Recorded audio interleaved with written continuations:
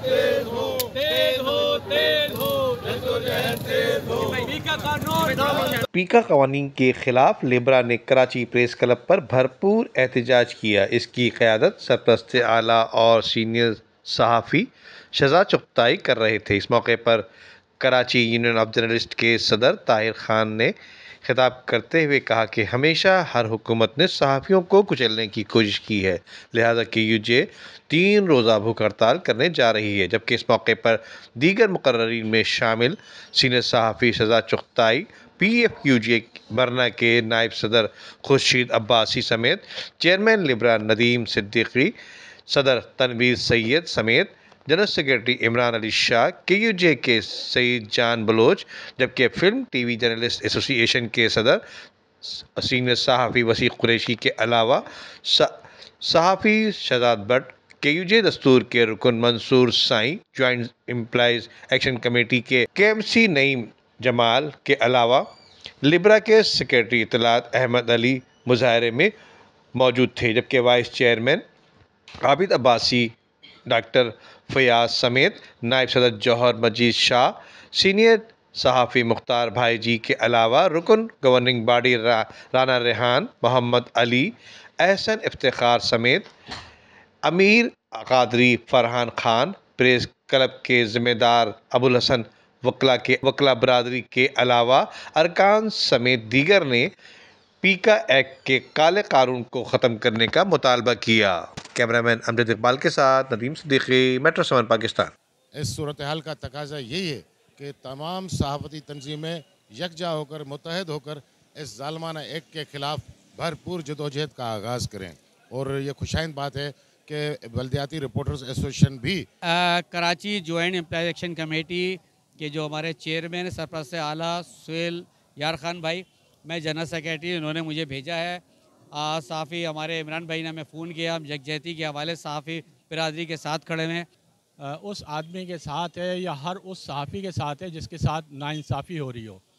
लेकिन ये कि इस वक्त तो सहाफ़ियों से नाइंसाफ़ी क्या, पूरी बिरादरी के साथ नाइंसाफ़ी पीका एक्ट के तहत जो है वो इन्होंने नाफिज कर दी है। और साथ साथ ये भी कहा जा रहा है कि कोई भी शख्स अगर हमारे मतलब की चीज़ नहीं लगाएगा और हमारे ख़िलाफ़ कोई चीज़ लगेगी या कोई ऐसी चीज़ लगेगी तो उसको फ़ौरी तौर पे जेलों में डाल दिया जाएगा। तो सहाफ़ी जेलों से डरने वाले नहीं हैं। और हमारे सहाफ़ी आज भी पीका ऑर्डिनेंस के ख़िलाफ़ मुल्क की तमाम सहाफ़ती तंजीमें, चाहे वो PFUJ हो, चाहे UJs हो, सब एहतजाज कर रहे हैं। और उस पर अब ये देखेंगे आप, पार्लियामेंट पे बाकायदा एहतजाज होगा, भूख हड़तालें भी होंगी, मुजाहरे भी होंगे। मैं समझता हूँ ये वक्त था जब बल्दियात ने, आपके बल्दियाती रिपोर्टर्स ने इक़दाम उठाया और ये बर वक्त है। और मैं समझता हूँ इसके ऊपर बाकायदा तौर पे जो है एक तहरीक बननी चाहिए। अखबारात, मीडिया या सोशल मीडिया के ख़िलाफ़ नहीं, ये कानून आवाम के ख़िलाफ़ है। और दूसरी बात ये है कि ये कानून जो है, ये जो आवाम के ख़िलाफ़ जो कानून बनाया गया, ये अवामी नुमाइंदों ने, मैं कन्विंस हूँ और सबको पता है कि ये कानून अवामी नुमाइंदों ने बनाया ही नहीं है। ये कानून तो बना ही कहीं और है, वो खिलाई मखलूक और आसमानी मखलूक। और उससे पहले आपने देखा कि जो 26वीं तरमीम का मसवदा था, जो ड्राफ्ट था, उसका कानून का ड्राफ्ट था, वो भी कहीं और बना था। तो कहने का मकसद ये कि ये, और ऐसा कानून, मैं ये नहीं कह रहा कि पाकिस्तान की तारीख़ में तो नहीं आया 77 ईयर्स में, ऐसा कानून दुनिया की तारीख़ में नहीं आया होगा। दुनिया में इसकी कई मिसाल। और जुल्म का माहौल जो है वो होता है, तो ये कोई नई बात नहीं है। इससे पहले भी लोगों के साथ, बल्कि सक़ा उलमा दीन के साथ, आइम्मा इकराम के साथ हुक्मरानों ने किया, जिन्होंने साहे सित्ता लिखी, उन लोगों को उठाकर ज़ंदान में डाल दिया गया। तो हम तुम तो न 3 में न 13 में न सुतली की गिरा में।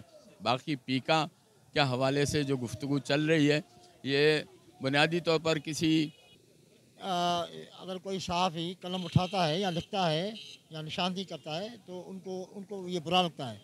तो सहाफ़ियों को डराने के लिए, धमकाने के लिए इस तरह के रातों रात कानून लाया गया है, ये पीका जो है। और उसमें मैंने जैसे अभी पहले कहा कि वैसे अगर कोई भी रिपोर्टर कोई गलत खबर देता है या कुछ, तो आप वैसे तो कोर्ट में चैलेंज कर सकते, नॉर्मल अंदाज में वहाँ जाके आप अपना हिसाब किताब करें, वहाँ माफ़ी तलाफी हो जाती है, तरजीह छप जाती है, सारा मामला है। ऐसे माहौल में आप अचानक इस तरह के ये सजाएँ मुकर्रर करके, उसमें ये भी कहा गया है कि अगर मैंने आपके खिलाफ खबर छापी और आप मुझे कुछ नहीं कहते तो किसी तीसरे बंदे के थ्रू मुझ पर फाइल कर सकती है। किसी को भी अपने बंदे को या कोई तीसरा उसका वास्ता भी नहीं इससे। तो इस तरह कानून का मकसद ये है, असल में ये सारा मामला हुआ है